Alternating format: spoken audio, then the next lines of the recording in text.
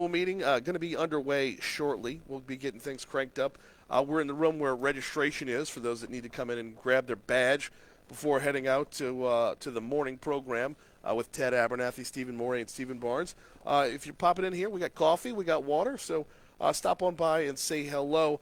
Our program continues. Mornings with Brian Haldane continues right now by welcoming in Beverly Haydell. Beverly, good morning. Welcome to Talk Hey, good 106. morning. Thanks, Brian. Glad to have you on here. Absolutely. Reading up a little bit on LA23 and reading a little bit about your background. Sure. I'm looking forward to this a great deal. You come to us from Sequitur Consulting. That's right. Tell me about Sequitur Consulting. Sure. So I founded Sequitur Consulting about going on 7 years ago now. And really the work that I do, I have a partner that I work with who has a lot of experience working in and around state government. Our work is focused pretty exclusively on state and federal public policy that bleeds over into some governmental relations work for some clients. But it's really kind of a culmination of all the things that I'm interested in. If you kind of look at my career and how I got here, I really have an itch for the political world and particularly the policy part of that world. And so that's really what I try to focus my work on, and I love what I do. You know, you mentioned the political world, but particularly the policy part. I have such a hard time. I love policy. Yeah. I love governance. I hate politics. Right. It's just I don't know how to keep It's hard to separate the two. It's darn near impossible. Yeah. Absolutely. But yeah, that there is that which moves us forward. That which That's right. that which runs things, and then there's that which is a food fight. Yeah. I want to avoid the food fight. Sure, and I think that's a lot of what LA23, why this project is so important, and why Lobby decided to take on this work is to make sure in a year as important as 2023, we got a lot of important elections going on. The people that get elected, this will be important to the future trajectory of our state, and I think Stephen and the team at Lobby recognize that policy has to be a big part of that, and if we don't develop the right policies and set those in motion over the next couple of years, we're going to fall further behind than we already are. So I'm really excited to be a part of this work. Well, you come into this with a background in banking, a background in law. Yep. I mean, you're all over the freaking place. You got a background in basketball. For crying out loud. We'll get to that later on. But you're bringing all these things together, and there's going to be this convergence on LA23. Sure. How do you take all of that from your background and push it into what LABI needs? Sure, yeah. So as you mentioned, I think I've done a lot of different things, especially early in my career, kind of jumped around, did banking, went back to law school, practiced law for a couple of years. I like to think that I sort of take a little bit from each of those experiences and use that in the work that I'm doing now. In terms of the legal part, I did practice law for a couple years. Law firm life wasn't for me. I got sucked into the political world, but I think what it helped me on is research and writing, and I'll be doing a lot of that for the LA23 project, just digging into the issues and being able to produce content that the average Louisianan understands and gets and wants to buy into. I think I'll pull a little bit from everything I've done. And of course, I spent a couple of years working in state government in the governor's office. That's where I really, got my hands dirty and sort of got into the issues and understood how the legislature worked and how important implementing the right policies is to effective state government. So The intentionality here, the focus on the future. I feel like it's a different level of focus. Yeah. How important is this level of intentionality, knowing here's where we are, here's where we need to be? Yeah, I think it's critical. I mean, I'm sure you've, been a part of or talked about on your show a lot of the efforts that have gone on in the past around policy solutions. There have been a number of really great efforts over the years to develop good solutions. I think what we think will set us apart is really starting off with diving deep into the data, and that's where Ted comes in. I know he's coming on after me, but that's really his core expertise, is digging into the data and figuring out where are we now and where do we need to be. And when we look at states that are doing better than us, what do they have that we don't have? So we're starting off with that core principle of we are going to be informed by the data, and then we're going to move to the research piece where we look at other states and figure out, when we look at the southern states that have passed us by over the past couple of years, where can we draw from best practices there? So really the process that we're using to go about this work is, as you mentioned, very intentional. We're going to be engaging a lot of different stakeholder groups, especially the business community. We've already been on the road. Stephen and I were in, I guess, 9 cities in 5 days a couple of weeks ago, gathering input. So he whined about that incessantly. We got surveys in the field. So it's a very deliberate process, and we think we'll end up with a great product. Dig into the data. Yes. That is a multi-word way of saying listening. Yeah.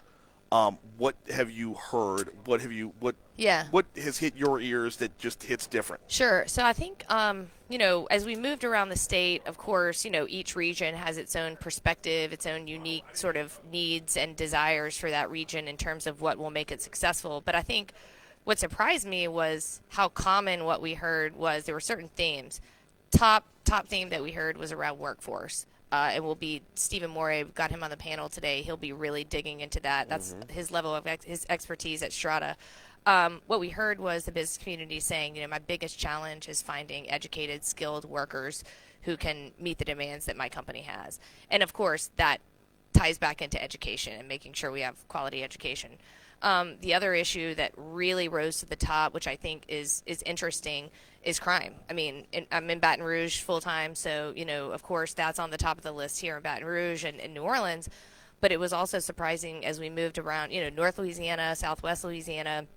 They're really struggling with that too, and talked about how that bleeds over into economic development and their ability to attract and keep companies. Yeah. So those are obviously 2 big issues that we'll be taking on in this work. See, one of those 2 issues I feel like gets more attention on a statewide level than the other one. Sure. The workforce issue feels like it's more of a state issue. Yeah. The crime issue has been predominantly a local issue, but this legislature in particular, this one is kicking off April 10th.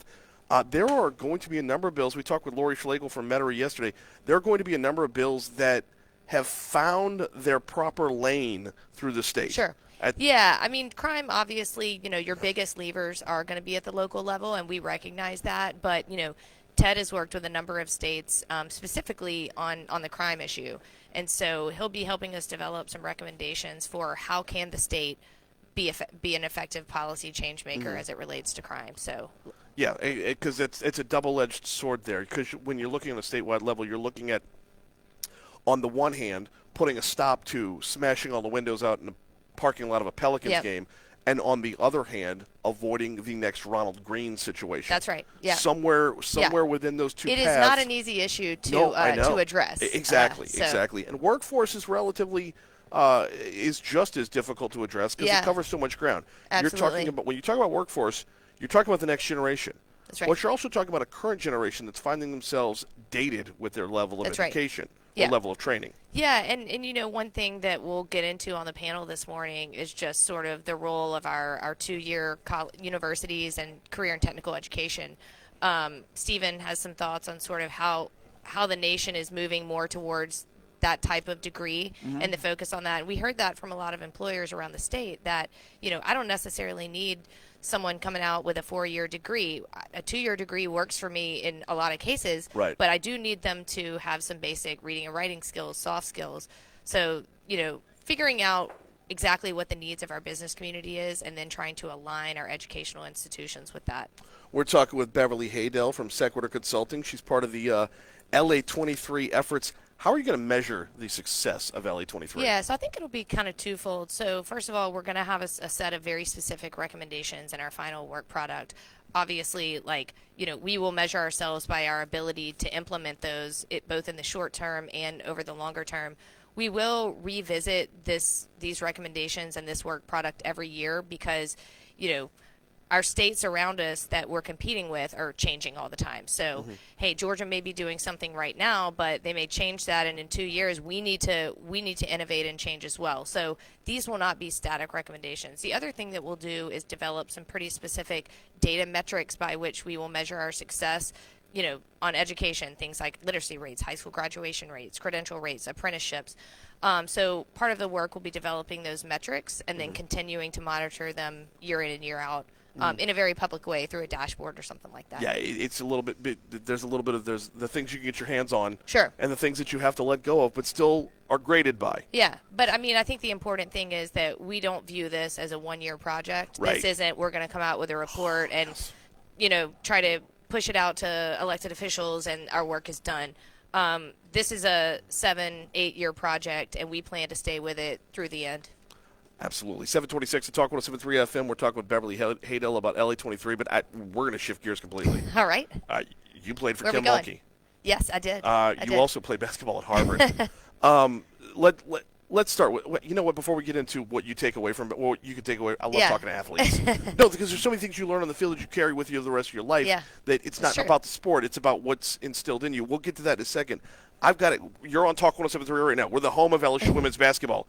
Can we get over the South Carolina hump here? Oh, absolutely. Can we do it this weekend? I mean, I don't want to. I'm scared to know what Angel Reese is going to do when we play South Carolina again, because she's going to be like a caged animal, and we know what she's capable of. So, I'm really hoping that they meet up in the finals of the SEC tournament this weekend. I'm unfortunately not going to be able to make the trip, but I know a lot of people who are, and I mean, it's just awe-inspiring to watch them this season. It really what an amazing team. It has been an incredible ride thus far. It is nowhere near being over with yet. Okay, back to the athletes taking things with them for the rest of their lives. Lessons learned in sports can be applied in the business world. Sure. What translates from basketball to your goals with LA23? Yeah, I mean, I think it's all around kind of hard work and persistence. I mean, one thing I learned, especially as a 5'1" female trying to play college sports, obviously I was a point guard, but 5'1's even short for that. It's just that, no big challenge can be tackled without hard work. And when we look, and we'll hear more about that today when Ted presents the data, we've got some really big challenges ahead of us as a state. We are batting from behind in a lot of cases because we've fallen behind other southern states. And I think a lot of people, kind of view us as an underdog at this point when we look at the rankings. Yes. We're not going to be able to overcome those challenges without a lot of hard work and persistence. And I think it starts with LA23. This team at Lobby and all the outside folks we've engaged with are committed to working hard and working with a bunch of different stakeholders and elected officials to make this happen. But it's not going to be easy, but we're ready for the challenge. Okay, I'm going to squeeze all that down into one sentence, and it's going to be a sports metaphor. Okay. Fill up the assist column in the box score. Yes. That's where you're going there. Absolutely. You're filling up the assist column. Hey, LABI's annual meeting. This is it's on my calendar every year, and I look forward to it every year. Kind of a pregame show for the upcoming legislative session. What are you most looking forward to today? I'm really not selfish, but I'm moderating the first panel, but we just got a great lineup of people going to be on this panel. Stephen Morey, who I know that you know from over the years with his work. He's done amazing things around the country